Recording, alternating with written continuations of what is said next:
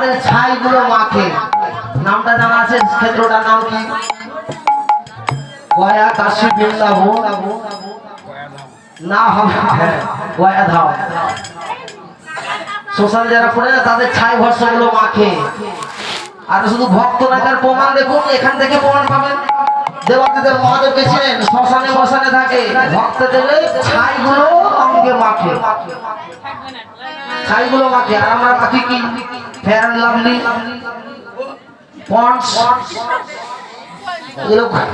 যেগুলো মাখেন না, এগুলো মাখা আমাদের নয়, এটা দিদি বৌদিদের মাখার জিনিস। ওগুলো মাখবে তো, যত মাখবে না তত তাড়াতাড়ি এগুলো থাকবে না। আজ এর চাইতে বেশি বলাও যায়, যতগুলো মাখবে তত তাড়াতাড়ি নষ্ট হবে। ওটা হচ্ছে কেমিক্যাল। আর কেমিক্যাল সৌন্দর্য উপরে যদি কেমিক্যাল করে তাহলে আপনার সেই রূপ যৌবনটা ধরে রাখতে পারবে না। ওই মরার ছাইগুলো মাখেন অনেক জ্যোতি বের হবে। দেহের যদি না বাড়লেও ভগবানের চরণের আশ্রয়ের জ্যোতিগুলো বাড়বে। শ্মশানে মশানে যাবে কত সকলে আসবে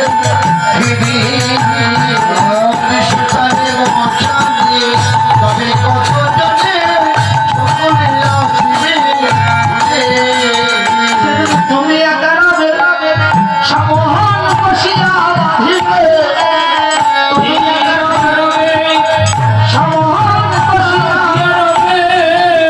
লয়ে যাবে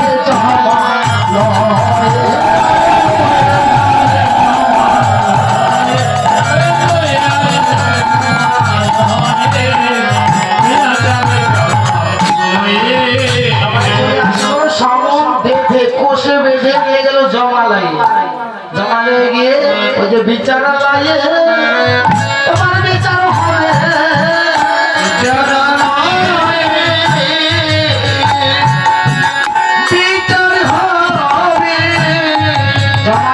বিচার হবে, বিচারের শেষে যদি এমন বৈষ্ণবের চরণ ধুলিগুলো সঞ্চয় করে রাখতে পারেন তাহলে আবার মনুষ্য জন্ম। আর না হলে কীট পতঙ্গ বৃক্ষ লতা গুল্ম গরু ছাগল কুকুর আরো কত কি আছে। আমরা চাই কখনো যে ওই সব জন্তুর পেটে জন্ম নিব? তার চাইতে ভক্তের চরণ ধুলিগুলো মাঠে আর জন্ম হবে না, আর জন্ম হবে না। একেবারে যাতে আমরা গোবিন্দের চরণ লাভ করি, ওই চরণ লাভ করতে হলে কি করতে হবে? কি করতে হবে? গৌর হরে গিয়েছিল কলিহত জীবের দ্বারে দ্বারে ঘরে ঘরে গিয়ে যাকে দেখতো তাকে কোলে টেনে নিয়ে তার চরণ ধুলিগুলো মাত্র। আমরা কোন ছাড়া? আমরা কত বড় ভগবান হয়েছি, কত টাকার মালিক হয়েছি, 1 লক্ষ পুত্র আর 1.25 লক্ষ নাতি। এমন রাজা একটা গোটা স্বর্ণের লঙ্কা পুরী ছিল, 1 লক্ষ পুত্র যার 1.25 লক্ষ নাতি। নারা ছিল বংশে কত টাকার মালিক হয়েছেন আপনি? সেই মান অভিমান ছেড়ে দিয়ে এমন বৈষ্ণবের চরণ ধুলিগুলো পেয়েছে। সবাই মাখো ভক্তে হে